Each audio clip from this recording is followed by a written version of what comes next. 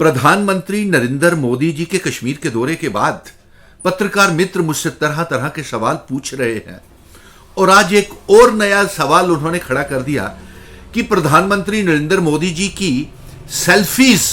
Media में बहुत viral हो रही हैं। इसको लेकर के हमें क्या कहना है। तो साथ में वो ये भी सवाल कर रहे थे कि रियासत के दर्जे की वापसी को लेकर के भी और जम्मू कश्मीर में चुनाव करवाने को लेकर के भी प्रधानमंत्री जी बोले हैं। इसको लेकर के हमें क्या कहना है और जो कश्मीर में उन्होंने सेल्फीज खींची हैं उसको लेकर के हमारा क्या कहना है। तो मैं पत्रकार मित्रों को और जम्मू कश्मीर की आवाम को यह बता देता हूं कि सेल्फीज खींचने के पीछे मैं ये कहूंगा कि प्रधानमंत्री जी तुम इतना जो मुस्कुरा रहे हो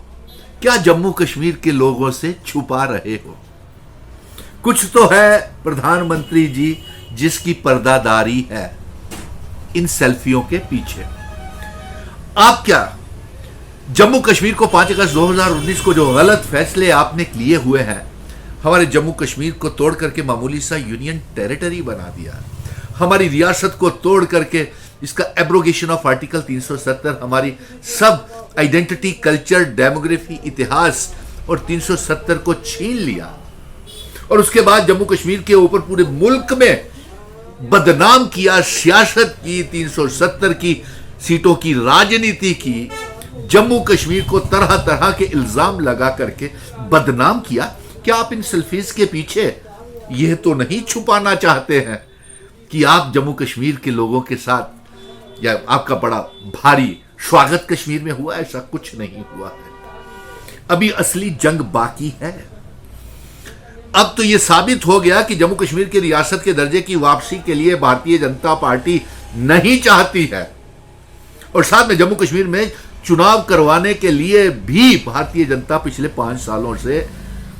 चुनाव आयोग को चुनाव नहीं करवाने दे रही थी और साथ में यह भी साबित हो गया कि हमने चुनाव आयोग को पिछली कई बार फरियादें, गुहार जम्मू कश्मीर के लोगों की तरफ से की कि जम्मू कश्मीर बड़े मुश्किल दौर से गुजर रहा है, यहां पे जमहूरियत की बहाली की जाए, विधानसभा के चुनाव करवाए जाए। लेकिन चुनाव आयोग भी कान बंद करके बैठा हुआ था और इलेक्शन कमीशन ऑफ इंडिया नहीं, ऐसा लग रहा था कि जैसे election commission of Bharatiya Janata party हो। और ये जो कल बयान नरेंद्र मोदी जी ने दिया या योगा दिन के ऊपर कश्मीर में आए, ये चुनावी स्टंट था। पहले जम्मू कश्मीर को 5 सालों तक 5 अगस्त 2019 के बाद जम करके बदनाम किया, हमारे बुजुर्गों को गालियां दी, हमारे हिंदू, मुस्लिम, चिनावली, पीर पंजाल, पहाड़ी लोगों के और सभी के बीच में नफरतों की दीवारें खड़ी की आपने। और आज पूरे मुल्क में आपने बदनाम किया, मजहबों के नाम के ऊपर बदनाम किया कि ये मुस्लिम्स के से आप रिजर्वेशन छीन करके देश में बांट देंगे, मंगलसूत्र छीन के ले जाएंगे, ये घुसपैठिए हैं, इंट्रूडर्स हैं, ना जाने कौन कौन से आपने बंटवारे के लिए, वोटों के बंटवारे के लिए मजहबी राजनीति नहीं खेली। तो आपसे ये कहना चाहते हैं कि अभी हिसाब हमारा बाकी है। आपका ना तो रियासत के दर्जे में की वापसी में कोई एहसान है और ना जम्मू कश्मीर में चुनाव असेंबली के करवाने में कोई एहसान है, क्योंकि ये जंग तो जम्मू कश्मीर के लोग, अवाम, हिंदू, मुस्लिम, सिख, ईसाई, गुज्जर, बकरवाल, चिनावली, पीर पंजाल, पहाड़ी लोग, 1 करोड़ 30 लाख अवाम सड़कों से लेकर के 5 अगस्त 2019 के बाद सुनील डिम्पल के साथ सड़कों से लेकर के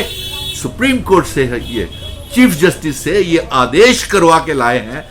उसके फैसले में ये जीत करके लाए हैं कि रियासत का दर्जा जल्द से जल्द वापस किया जाए और जम्मू कश्मीर में असेंबली के चुनाव करवाए जाएं। आप इलेक्शन कमीशन को आपने अपना गुलाम बना करके रख लिया था और इलेक्शन एजेंट बना करके रख लिया था, लेकिन इलेक्शन कमीशन ऑफ इंडिया भी मजबूर है और अभी हिसाब बाकी है साहब। अभी तो हमने जिन शर्तों के ऊपर हमारे बुजुर्ग, हमारे महाराजा हरि सिंह जी इस रियासत का इल्हाक भारत के साथ करके गए थे, वो वाली रियासत और इल्हाक की असेशन की शर्तें लागू करवाना है। जो जितने भी आपने 5 अगस्त 2019 के बाद गलत फैसले जम्मू कश्मीर की आवाम के ऊपर थोपे हैं वो सारे वापस करवाने हैं।